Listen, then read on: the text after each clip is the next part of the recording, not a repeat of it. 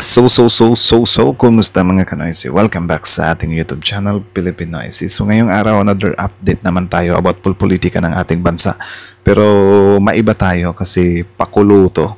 'Di ba? Ito yung mga listahan ng mga natalong kandidato at bakit sila natalo? Siyempre dahil sa mga palpak nila na pakulo or mga pautot.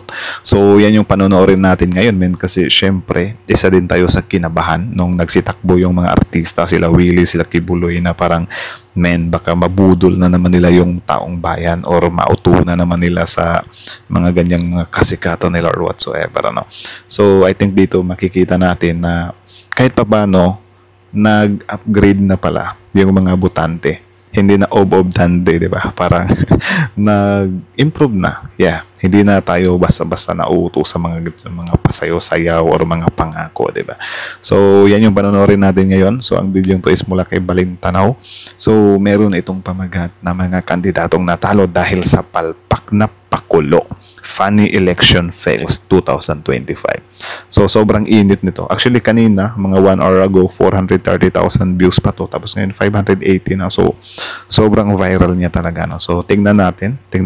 So, again, Balintanaw, i-subscribe nyo yan. Tapos, syempre, Filipino IC, don't forget to like, comment, share, subscribe. So, again, nabamagat ng video ito, mga kandidatong natalo dahil sa palpak na pakulo.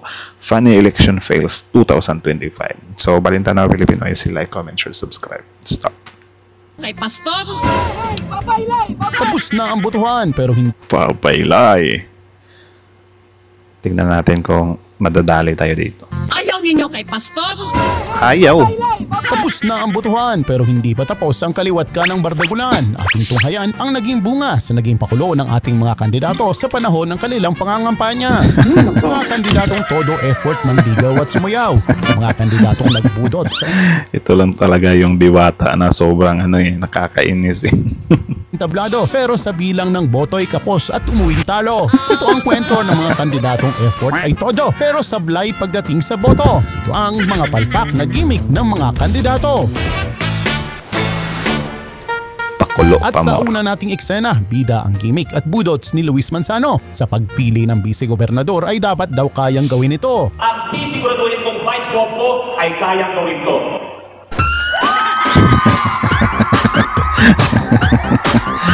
Loko-loko talaga eh. A few moments later.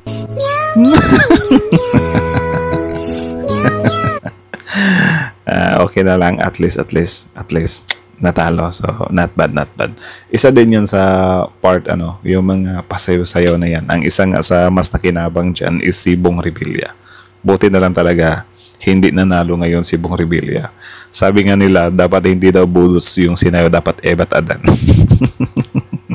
Ebat Adan. At least, nag-level up na yung intelligence ng mga Pilipinong Tila botante. hindi umubra ang paandar ni Kuya Lucky dahil ang ending katunggali niya pa rin ang nagwagi. Aba, Ouch. Luis, mas magaling pa ata magbudot si Dodo dahil ang sambayanan mas pinili siyang iboto. Atin namang balikan ng mga banat na binitawan ni dating Mayora Hani Lacuna. Kung inyong matatandaan, ang dating Mayora ayaw makabalik si Isko sa Maynila. Huwag ka lang bumalik! Sa huli, si Yorme Isko muling nakabalik sa trono. Wala na babalik! Huwag ka lang bumalik! Parang namaos na siya eh. Tapos yun, tinambakan. Grabe. Ang laki. 400,000? Or 300? Si Sam Versosa nga eh, hindi umubra yung niya eh. Yung kapangyarihan niya eh. Iba talaga yung iba yung hatak ni Isko Moreno talaga sa Manila. Ewan ko lang kung bakit hindi tumakbong senador si Isko Ngayon hindi pa siya confident. Joints parang mafia. Real talk lang to, my man. Pero kung may bumalik, meron din yatang hindi na makakabalik. Ng panahon sa mga nag-alay ng kanilang lakas, talino at kakayahan sa pagsama sa ating kampanya. Well, for me naman, parang pa naman siya, anong tawag dyan? Maintindihan ko pa kung ganyan nga sila, di ba? Sobrang G na G sila sa election. Tapos kapag natalo na, tahimik na sila. Mas okay yun na parang nag-concede sila or tinatanggap nila yung pagkatalo nila. Diba? Kesa naman sa iba na hindi talaga matanggap. Like, for example, si Kibuloy, magpapa-recount daw. Sobrang layo niya. Diba? tanggap ang kapasyahan ng higit na nakararami sa atin.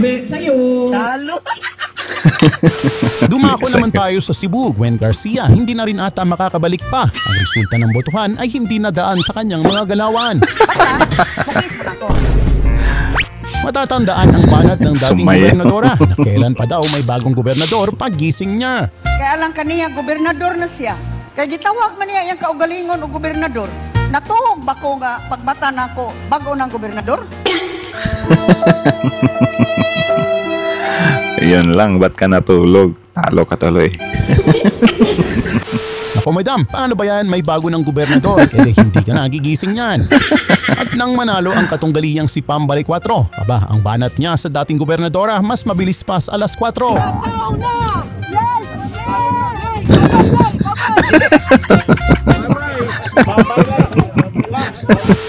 Babaylay ang putik. So, babaylay, yung lay, yung buhaya. Kita niya yung kinagat yung lalaki pumasok sa sa baluarte ng buhaya. Ayaw lay. Babay. Biguring makapasok si Kuya Will sa Senado. Matatandaan sa simula ng kanyang pangangampanya, panay balik ang tanong niya. Hip-hip ang putik. Hip-hip daw eh. Ulit. Biguring makapasok si Kuya Will sa Senado. Matatandaan sa simula ng kanyang pangangampanya, panay balik ang tanong niya. Kaya nga kayo, kapag kapolitiko kayo, iwasan nyo talagang mapikon kasi maraming kamera nakatingin sa inyo eh. Yan, si Kuya Will, napikon. Ginanyan, tinapik yung kamay, nag-viral. Isa din yun. Bawas din yun sa, sa boto niya. Ikaw nga sumagot sa tanong. May banat din siya sa mga taong ayaw bumoto sa artista. Kung kailan ninanais na daw nilang tumulong, aba, ayaw patanggapin ng masa. Kampanya, hinahanap artista. Pag nanonood kayo ng sinehan, sino ba pinanonood yung artista? Pag nakikinig Siyempre, for entertainment, tsaka siyempre sa election, kaya nagbubook sila ng artista. Kasi kung election lang, rally lang, plataforma lang ng mga politiko yung mapakikinggan nila doon, konti lang yung pupunta, aaksayahin nila yan. Tapos hindi nila alam kung karapat-dapat ba yung politiko na yan. So need nyo talagang gumastos na kumuha ng entertainer at yun nga, yung mga artista. So sana nag-artista ka na lang. Hindi ka na lang tumakbo. Nag-show ka na lang doon. 'Di ba? Makuha mo pa sana yung respeto ng taong bayan. Wow. na music, sino ba pinakinggan kayo? Entertainer. Tapos pag tumatakbo na kami at pag gusto namin magserbisyo, ayaw nyo? That's a last. Sino ba nag-utos sa'yo na tumakbo ka? Tapos bakit sa dinami-dami, bakit senador pa? Pwede ka naman mag-mayor muna. Di ba? Magpakitang gilas ka dun sa lugar nyo. Huwag yung senador agad. Kasi sawang-sawa na yung mga Pilipino. Actually, thank you. Kasi si Philip Salvador hindi din pumasok. Ikaw hindi rin pumasok. So may mga artista din talaga na nalaglag. Si Bong Revilla hindi din. So at least kahit papano, yung taong bayan gising na kahit papano. Diba? So at least thank you kasi hindi kayo nanalo. Nonsense. I can't believe this, okay? Ouch. That's a lot of nonsense, everyone. A few moments later. Aroy, pang 22. Ang layo. Diba? Mas relevant pa si Heidi Mendoza kaysa kay Kuya Will. Kahit papano, medyo tumatalino na rin yung taong bayan. Si Colonel Busita naman, siguro kung nag-choose lang siya ng side, baka nanalo pa siya. Gumit na siya eh.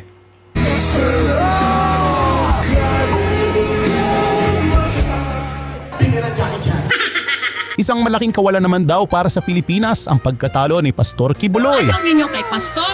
Ayon sa ilan niyang Ayaw. tagasunod, mawawalan na raw ng gabay ang Senado pagkat hindi binoto ang may-ari ng mundo. Nako. Ayaw ninyo kay Pastor? You did not give our country, the Philippines, the chance to have a good leader. Hindi kami pangak! Yun ang masasabi. Ay, grabe. Ilan kaya or magkano kaya yung bayad ni ate dyan, Gina G siya eh. Parang sisisihin pa talaga tayo kung hindi manalo yung manok nila. Paki namin. ko sa inyo. Ayaw ninyo? Ayaw. Walang mawawala kay Pastor. Babalik at Wala din namang mawawala sa amin kung hindi siya manalo. Ano bang mawawala sa amin? babalik sa amin. Hindi, wow. At amin pang palalaguin. Kingdom. Tok-tok. Ang tanong, makakabalik pa ba siya sa inyo? Eh, nandun na sa kulungan yun eh. Kapag kami nalas-malas, mapatunayang guilty, wala na. Di na talaga makakabalik sa inyo yun. Super excited naman itong ating bida. Sara Diskaya noong araw ng botohan, bit-bit ang energy parang nasa concert lang. Ang hindi niya alam, sa boto siya'y matatambakan. Sama tayo sa Lunes!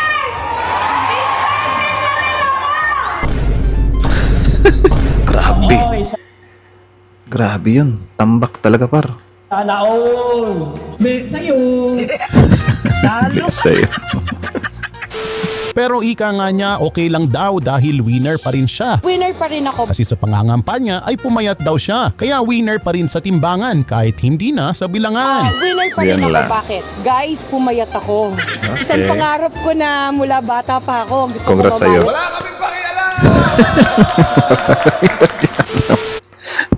Loko. Mula sa mga hindi pinalad, pumunta naman tayo sa mga nanalo. Ang Congress Meow ng Dasma, Kiko Barsagan na laging may meow-tastic na pakulo. Pasado bilang kongresista sa lugar ng Dasma. Hanggang saan ka nga ba dadalhin ng iyong pagkahumaling sa pusa? Grabe. Well, ano yun? Political strategy lang ba yun? Grabe yun ha. Dinaan sa meow-meow. Mahilig siguro sa pusi yung mga tao dyan. Pero ang ating Congress Meow hindi pa tapos sa kanyang pakulo. Maging sa araw ng proklamasyon, lumabas naman ang pagiging boksingero nito. Ginagawa mo.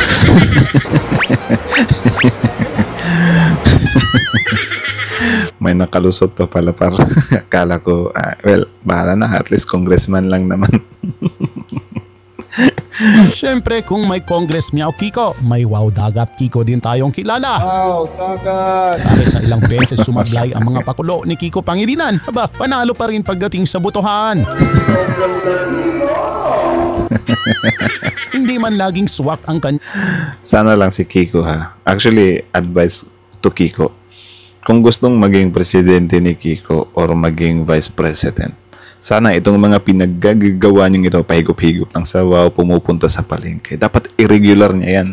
I mean, gawin niyang regular ba? Diba? Araw-arawin niya or gawin niya weekly or whatsoever. Like kahit nanalo na siya, makikita pa rin natin siya sa lansangan or sa merkado or sa palengke or whatsoever. Diba? Para makita talaga ng taong bayan na hindi lang siya pumupunta sa mga lugar na yan dahil sa nangangampanya siya. Diba? Wala lang, advice lang naman. Kasi yung ibang mga politiko natin dito, kapag eleksyon, doon namamalengke sa palengke. Diba? Tapos kapag ka nagsipanalo na, wala na, doon na sa mall. Diba? Hindi mo na mahagilap sa palengke. So parang, in short, lantaran. Diba? Lantaran yung pinaggagawa nyo sa taong bayan. Napakulo lang talaga yung mga pinaggagawa nyo. Yun lang naman. Pero yung mga ganito naman, meron pa namang nadadali sa mga ganito eh. Mga ganitong mga political ad. Meron pa rin namang bumibilib sa mga ganito. Yung mga gimmick. Pero sa Senado, siya na may muling magbabalik. Ang nooy paiyak-iyak na Sharon Cuneta. Tila may big surprise sa kanyang asawa. Grabe, big time si Kiko. Mukhang mapapasabak si ano dito ah. Kiko Aba, hindi lang winner sa Senado. Double victory ang nakamit ni Kiko. Sana all. Anli Pares at soft drinks na sana sa Senado, naging bato pa matapos na hindi makapasok ang vendors party list ni Diwata kung saan-saan na napadpad at kung ano-anong paandar ang ginawa, hindi pa rin sapat upang partido ay maiangat. Ang problema kasi kay dito sa party list ni tawag dito ni Diwata, nabutasan kasi siya agad eh. 'Di ba? Nung una pa lang paglabas ng vendors party list, ibinuking agad nila Ted Filon na yun nga, hindi naman vendor talaga yung manghihawak dyan. So, nabutasan. Siguro kung si Diwata, baka pwede pa kasi vendor naman talaga siya. Pero yung ganyan na hindi naman siya yung nominee, ano pang use, di ba? Parang ginamit lang talaga siya harap-harapan. So, tama lang din na hindi nanalo yung vendors party list.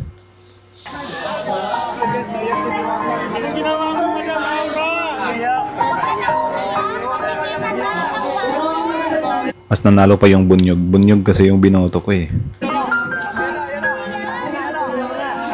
I mean nanalo. Siya yung nasa ibabaw ng vendors. Tiyan naman sa umpisa, labis ang kanyang pagkadismaya. Pero di kalaunan, ang pagkatalo ay natanggap naman ni Diwata. Talo ka, Diwata. Ano naman ngayon? Talo. Lagay, hindi naman lahat panalo. May talo. Ibig sabihin, hindi para sa amin yung Tama. pagkatalo. Mayroon Tama. para sa amin. Ganun lang yun. Relax lang, chill lang. Tama. Pero ganun pa man, maraming salamat pa rin sa mga sumuporta. Ganun talaga. 80,000 din yun ha. Not bad. 'Di ba? Pagpasalamat pa rin kayo sa mga bumoto sa inyo kasi sobrang daming tao niyan. Ang laban, hindi lahat pinapalad na panalo. Mayroon talagang natatalo, may nananalo. Tama. So to the point na hindi kami nanalo, so tanggap namin yun. Di ba? Pero ganun pa man, maraming salamat. Kung may award sa pinakamasipag sumayaw, si Eto Bong na. Revilla na ata yan. Sa bawat kampanya, kudots ang kanyang daladala. Pero sa araw ng Sinayaw niya yung Ilyas dance move yung Ganon, hindi umipekto. Dapat ang sinayaw niya, Ebat Adan. butuhan, tila hindi na siya makakabudots kailanman. Napagod lang sa kakabudots itong ating bida. Sa Senado ay hindi na makakabudots pa. Yun, nagbudot si Bong Revilla sa Senado. Kaya ayos yan, kaya magpudot sa tayo lahat. A few moments later. Pang 14. Uy, muntik sa malapit siya par. Muntik sa malapit siya. Muntik sa malapit. Kaso lang, napuno na yung phone natin.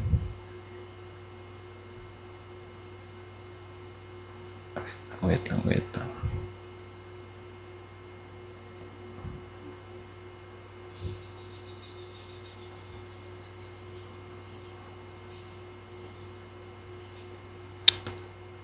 Gig. Natapos yung ano natin par. Napuno yung phone natin. Malas. Wait lang, ituloy na lang natin ha. Napuno yung storage natin. So tanggalin na lang natin tong Bluetooth. Malas. DDS ka. DDS agad. Napuno yung ano natin. Napuno yung tawag dyan. Yung phone natin. So dito na lang natin panoorin ano. Dyan na lang. Sayang.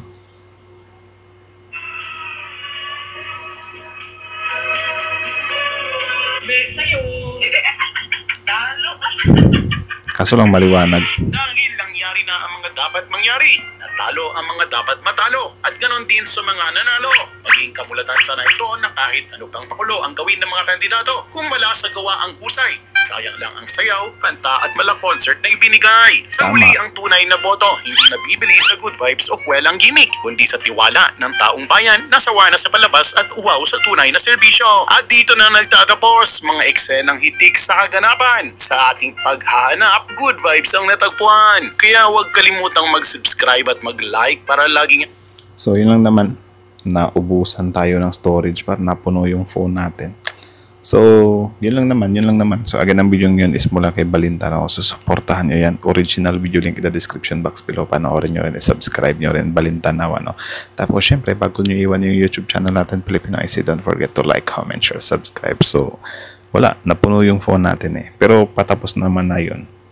So, yun nga, as per Balintanaw, doon sa outro niya, na hindi lahat nakukuha talaga sa pakulo or sawa na yung taong bayan or gising na yung taong bayan, which is good news yun para sa atin kasi hindi na tayo nakukuha sa mga pautot pakulo, diba, mga pasayo-sayo. Biruin nyo dati sobrang tagilid ni Bong Revilla, pero nung sumayo ng budots para nanalo.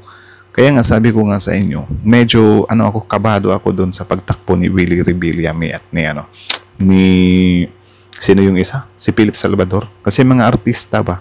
Yun nga, sabi ni Willie na porket artista ba, something like that. Well, wala namang problema sa artista talaga. Pero kung ganyan, especially interview pa lang, wala ka na nga may sagot. Diba? Na, tatandaan nyo yun, yung interview ni Willie, na ano yung gagawin mong batas. Sasagutin ka lang na, ikaw, ano ba yung magandang batas? Or sasabihin ka lang na, saka mo na ako tanungin kapag ka manalo na ako. Di ba? Anak ng titing, papasok ang senador tapos hindi ka handa. 'Di ba?